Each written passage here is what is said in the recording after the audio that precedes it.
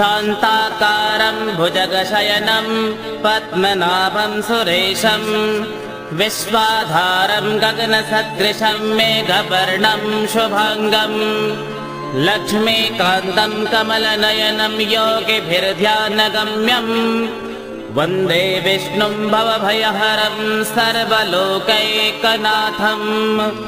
यं ब्रह्मा वरुणेन्द्र रुद्रमरुतस्तुन्वन्ति दिव्यैस्तवैर्वेदैः साङ्गपदक्रमोपनिषदैर्गायन्ति यं सामगाः ध्यानावस्थिततद्गतेन मनसा पश्यन्ति यं योगिनो यस्यान्तं न विदुः सुरासुरगणा देवाय तस्मै नमः।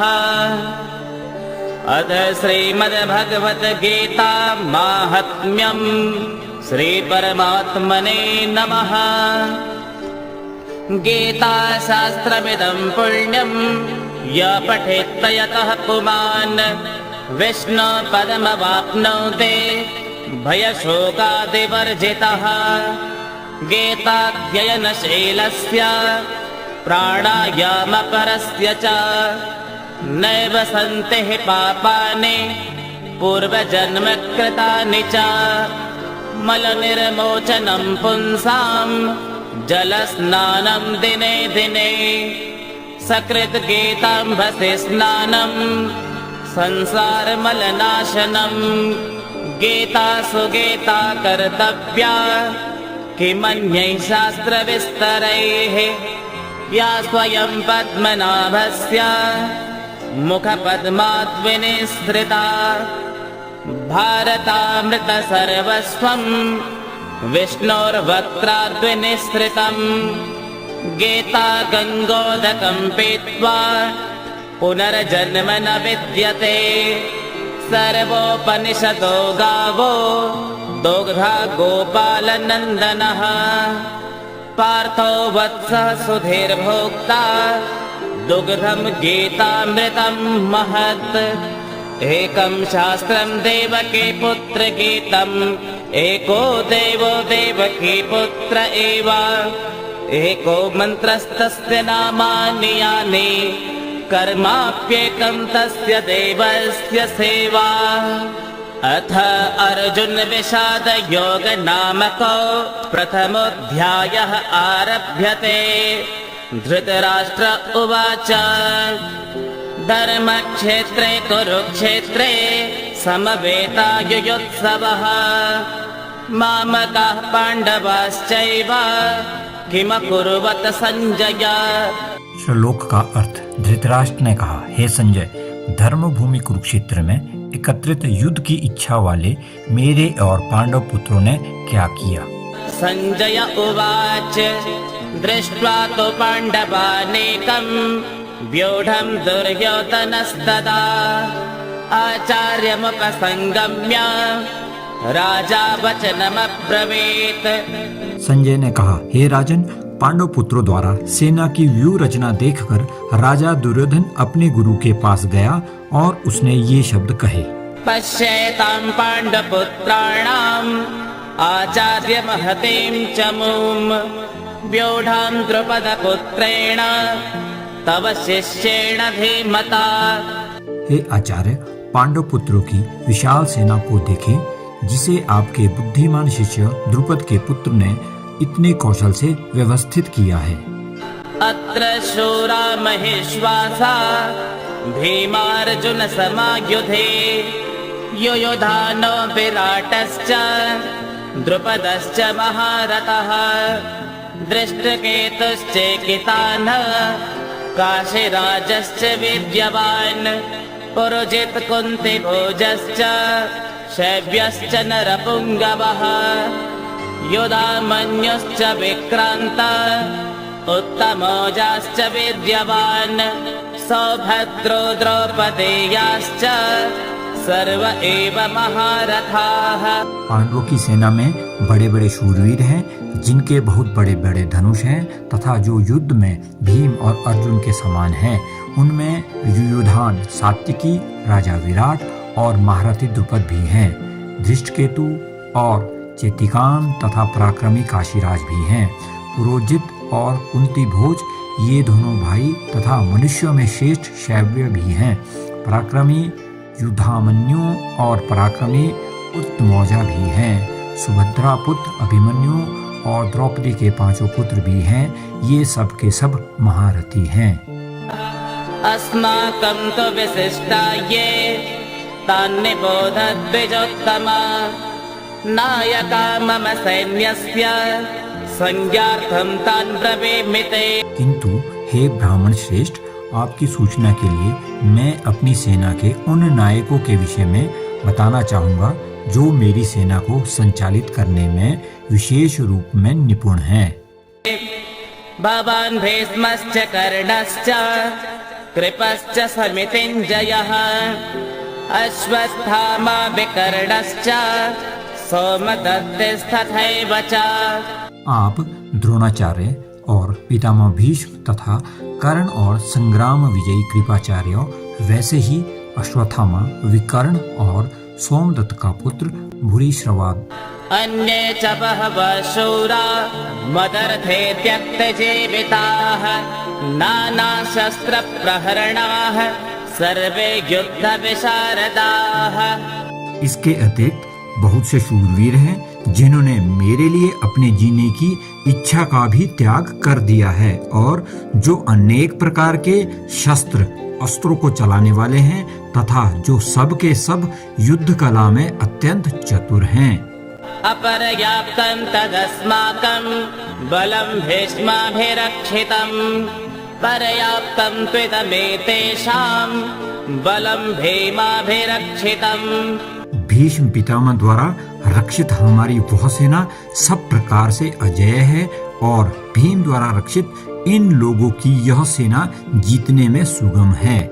अयनेषु च सर्वेषु यथा भागमवस्थिताः भीष्ममेवाभिरक्षन्तु भवन्तः सर्व एव हि। इसलिए सब मोर्चों पर अपनी अपनी जगह स्थित रहते हुए आप लोग सभी निसंदेह भीष्म पितामह की ही सब ओर से रक्षा करें। तस्य संजयन् हर्षन् कुरु वृद्धः पितामहः सिंहनादं विनद्योज्जये शंखं दद्मो प्रतापवान्। कौरवों में वृद्ध बड़े प्रतापी पितामह भीष्म ने उस दुर्योधन के हृदय में हर्ष उत्पन्न करते हुए उच्च स्वर में सिंह की दहाड़ के समान गरज कर शंख बजाया। ततः शंखश्च भैर्यश्च प्रणवानक गोमुखाः सहसैवाभ्यहन्यन्त सशब्दस्तुमुलोऽभवत्। इसके पश्चात शंख और नगाड़े तथा ढोल, मृदंग और नरसिंहे आदि बाजे एक साथ ही बज उठे। उनका वह शब्द बड़ा भयंकर हुआ। ततः श्वेतैर्हयैर्युक्ते महति स्यन्दने स्थितौ माधव पाण्डवश्चैव दिव्यौ शंखौ प्रदध्मतुः। इसके अंतर श्वेत घोड़ों से युक्त उत्तम रथ में बैठे हुए श्री कृष्ण महाराज और अर्जुन ने भी अलौकिक शंख बजाए। पांचजन्यं हृषिकेशो देवदत्तं धनंजयः पौंड्रं दद्मो महाशंखं भीमकर्मा वृकोदरः। अंतर्यामी भगवान श्री कृष्ण ने पांचजन्य नामक तथा धनंजय अर्जुन ने देवदत्त नामक शंख बजाया और भयानक कर्म करने वाले वृकोदर भीम ने पौंड्रक नामक महाशंख बजाया। अनंत विजयं राजा कुंती पुत्रो युधिष्ठिरः नकुलः सहदेवश्च सुघोषमणिपुष्पकौ।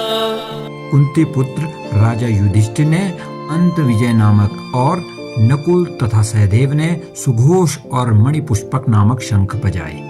कस्यश्च परमेश्वासः शिखंडे च महारथः दृष्टद्युम्नो विराटश्च सात्यकिश्च पराजितः द्रुपदो द्रौपदेयाश्च सर्वश पृथिवीपते सौभद्रश्च महाबाहुः शंखान् दद्मुः पृथक् पृथक्।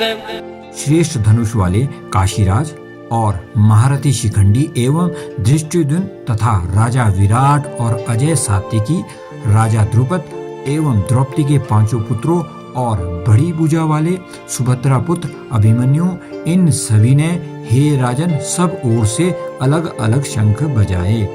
सघोषो धार्तराष्ट्राणां हृदयानि व्यदारयत् नभश्च पृथिवीं चैव तुमुलो व्यनुनादयन्। और उस भयानक शब्द ने आकाश और पृथ्वी को भी गुंजाते हुए धृतराष्ट्र के अर्थात आपके पक्ष वालों के हृदय विदीर्ण कर दिए।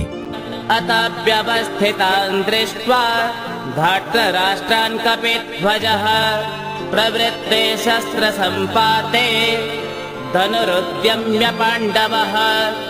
हृषीकेशं तदा वाक्यम् इदमाह महीपते। अर्जुन उवाच सेनयोरुभयोर्मध्ये रथं स्थापयाम्यच्युत। हे महीपते धृतराष्ट्र, अब शस्त्रों को चलने की तैयारी हो ही रही थी कि उस समय अन्याय पूर्वक राज्य को धारण करने वाले राजाओं और उनके साथियों को व्यवस्थित रूप से सामने खड़े हुए देखकर कपिध्वज पांडु पुत्र अर्जुन ने अपना गांडीव धनुष उठा लिया और अंतर्यामी भगवान श्री कृष्ण से ये वचन बोले। यावदेतान् निरीक्षेऽहं योद्धुकामानवस्थितान् कैर्मया सह योद्धव्यम् अस्मिन् रणसमुद्यमे। और जब तक कि मैं युद्ध क्षेत्र में डटे हुए युद्ध के अभिलाषी इन विपक्षी योद्धाओं को भली प्रकार देख लूं कि इस युद्ध रूप व्यापार में मुझे किन किन के साथ युद्ध करना योग्य है, तब तक उसे खड़ा रखिए। युध्यमानानवेक्षेऽहं य एतेऽत्र समागताः धार्तराष्ट्रस्य दुर्बुद्धे युद्धे प्रियचिकीर्षवः। दुर्बुद्धि दुर्योधन का युद्ध में हित चाहने वाले जो ये राजा लोग इस सेना में आए हैं, इन युद्ध करने वालों को मैं देखूंगा। संजय उवाच एवमुक्तो ऋषिकेशो गुडाकेशेन भारत सेनयोरुभयोर्मध्ये स्थापयित्वा रथोत्तमम् भीष्मद्रोण प्रमुखतः सर्वेषां च महीक्षिताम्। उवाच पार्थ पश्येतान् समवेतान् कुरुन्निति। संजय बोले, हे धृतराष्ट्र, अर्जुन द्वारा कहे अनुसार महाराज श्री कृष्णचंद्र ने दोनों सेनाओं के बीच में भीष्म और द्रोणाचार्यों के सामने तथा संपूर्ण राजाओं के सामने उत्तम रथ को खड़ा कर इस प्रकार कहा कि हे पार्थ, युद्ध के लिए जुटे इन कौरवों को देख। तत्रापश्य स्थितान् पार्थः पितृनथ पितामहान् आचार्यान् मातुलान् भ्रातॄन् पुत्रान् पौत्रान् सखींस्तथा।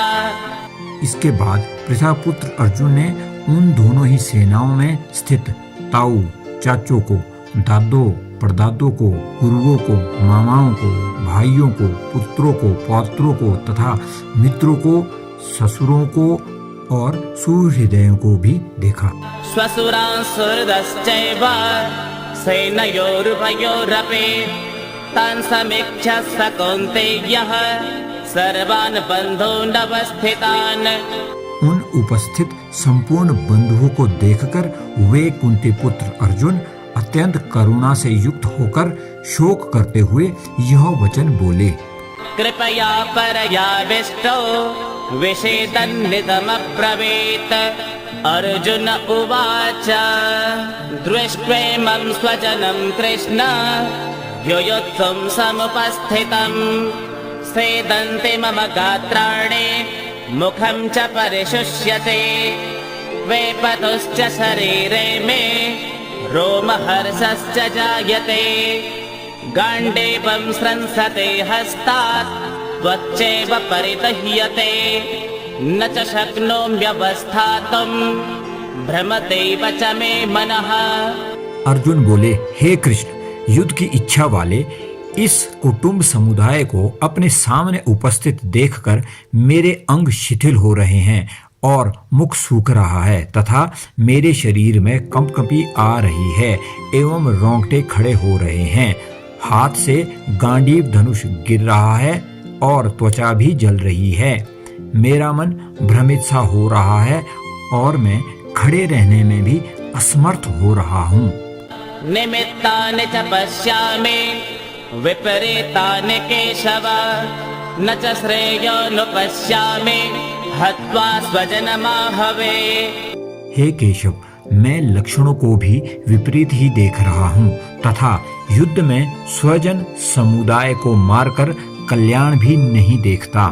न कांक्षे विजयम् कृष्ण न च राज्यं सुखानि च किं नो राज्येन गोविन्द किं भोगैर्जीवितेन वा। हे कृष्ण, मैं ना तो विजय चाहता हूँ और ना राज्य और सुखों को। हे गोविंद, हमें ऐसे राज्यों से क्या प्रयोजन है अथवा ऐसे भोगों से और जीवन से भी क्या लाभ है। येषामर्थे काङ्क्षितं नो राज्यं भोगाः सुखानि च त इमेव स्थिता युद्धे प्राणास्त्यक्त्वा धनानि च। हमें जिनके लिए राज्य भोग और सुखादि अभीष्ट है वे ही ये सब धन और जीवन की आशा को त्याग कर युद्ध में खड़े हैं। आचार्याः पितरः पुत्राः तथैव च पितामहाः मातुलाः स्वसुराः पौत्राः शालाः सम्बन्धिनस्तथा एतान्न हन्तुमिच्छामि ज्ञतोऽपि मधुसूदन अपि त्रैलोक्यराज्यस्य हेतुः किं नु महि कृते। आचार्य, पिता, पुत्र और उसी प्रकार पितामह, मामा, ससुर, पौत्र, साले तथा अन्य जितने भी संबंधी है मुझ पर प्रहार करने पर भी मैं इनको मारना नहीं चाहता। और हे मधुसूदन, मुझे त्रिलोकी का राज्य भी मिलता हो तो भी मैं इनको मारना नहीं चाहता। फिर पृथ्वी के लिए तो मैं इनको मारूं ही क्यों। निहत्य धार्तराष्ट्रान्नः का प्रीते स्यात् जनार्दन पापमेवाश्रयेदस्मान् हत्वेतानात्ततायिनः। हे जनार्दन, धृतराष्ट्र के पुत्रों को मारकर हमें क्या प्रसन्नता होगी। इन आतताइयों को मारकर तो हमें पाप ही लगेगा। तस्मान्नार्हा वयं हन्तुं धार्तराष्ट्रान् स्वबान्धवान् स्वजनं हि कथं हत्वा सुखिनः स्याम माधवः। इसलिए हे माधव, अपने ही बांधव धृतराष्ट्र के पुत्रों को मारने के लिए हम योग्य नहीं हैं, क्योंकि अपने ही कुटुंब को मारकर हम कैसे सुखी होंगे। यद्यपेते न पश्यन्ते लोभोपहत चेतसः कुलक्षयकृतं दोषं मित्रद्रोहे च पातकम् कथं न ज्ञेयमस्माभिः पापादस्मान् निवर्तितुम् कुलक्षयकृतं दोषं प्रपश्यद्भिर्जनार्दन। चित हुए ये लोग कुल के नाश से उत्पन्न दोष को और मित्रों से विरोध करने में पाप को नहीं देखते, तो भी हे जनार्दन, कुल के नाश से उत्पन्न दोष को जानने वाले हम लोगों को इस पाप से हटने के लिए क्यों नहीं विचार करना चाहिए। कुलक्षणे प्रणश्यन्ते कुलधर्मः सनातनाः धर्मे नष्टे कुलं कृष्ण मधर्मोऽभिभवत्युता। कुल के नाश से सनातन कुल धर्म नष्ट हो जाते हैं तथा धर्म का नाश हो जाने पर संपूर्ण कुल में पाप भी बहुत फैल जाता है। अधर्माभिभवात् कृष्ण प्रतुष्यन्ते कुलस्त्रियः स्त्रीषु दुष्टासु वार्ष्णेया जायते वर्णसंकरः। हे कृष्ण, पाप के अधिक बढ़ जाने से कुल की स्त्रियां अत्यंत दूषित हो जाती है और हे वार्ष्णेय, स्त्रियों के दूषित हो जाने पर वर्ण शक्कर उत्पन्न होता है। संकरो नरकायैव कुलघ्नानां कुलस्य च पतन्ते पितरो येषां लुप्तपिण्डोदकक्रिया। वर्ण शंकर कुल घातियों को और कुल को नरक में ले जाने के लिए ही होता है। लुप्त हुआ पिंड और जल की क्रिया वाले अर्थात श्राद्ध और तर्पण से वंचित इनके पितृ लोग भी अधोगति को प्राप्त होते हैं। दोषे रहितै कुलग्नानां वर्णसङ्करकारकैः उत्साद्यन्ते जातिधर्माः कुलधर्माश्च शाश्वताः। इन वर्ण संकर कारक दोषों से कुल घातियों के सनातन कुल धर्म और जाति धर्म नष्ट हो जाते हैं। उत्सन्न कुलधर्माणां मनुष्याणां जनार्दन नरके नियतं वासो भवतीत्यनुशुश्रुमा। हे जनार्दन, जिनका कुल धर्म नष्ट हो जाता है ऐसे मनुष्यों का अनिश्चित काल तक नरक में वास होता है, ऐसा हम सुनते आए हैं। अहो बत महत्पापं कर्तुं व्यवसिता वयं यद्राज्य सुखलोभेन हन्तुं स्वजनमुद्यताः। यह बड़े आश्चर्य और खेद की बात है कि हम लोग बड़ा भारी पाप करने का निश्चय कर बैठे हैं, जो कि राज्य और सुख के लोभ से अपने स्वजनों को मारने के लिए तैयार हो गए हैं। यदि मामप्रतीकारम् अशस्त्रं शस्त्रपाणयः धार्तराष्ट्रारणे हन्युः तन्मे क्षेमतरं भवेत्। यदि मुझे शस्त्र रहित एवं सामना न करने वाले को शस्त्र हाथ में लिए हुए धृतराष्ट्र के पुत्र रण में मार डालें तो वह मारना भी मेरे लिए अधिक कल्याणकारक होगा। संजय उवाच एवमुक्त्वार्जुनः संख्ये रथोपस्थ उपाविशत् विसृज्य ससरं चापं शोकसंविघ्नमानसः। संजय बोले, रणभूमि में शोक से उद्विग्न मन वाले अर्जुन इस प्रकार कहकर बाण रहित धनुष को त्याग कर रथ के पिछले भाग में बैठ गए। ओम तत्सदिति श्रीमद्भगवद्गीतासु उपनिषत्सु ब्रह्म विद्यायां योगशास्त्रे श्रीकृष्णार्जुन संवादे अर्जुन विषाद योगो नाम प्रथमोऽध्यायः। श्रीनारायणार्पणमस्तु। हरिः ओम्।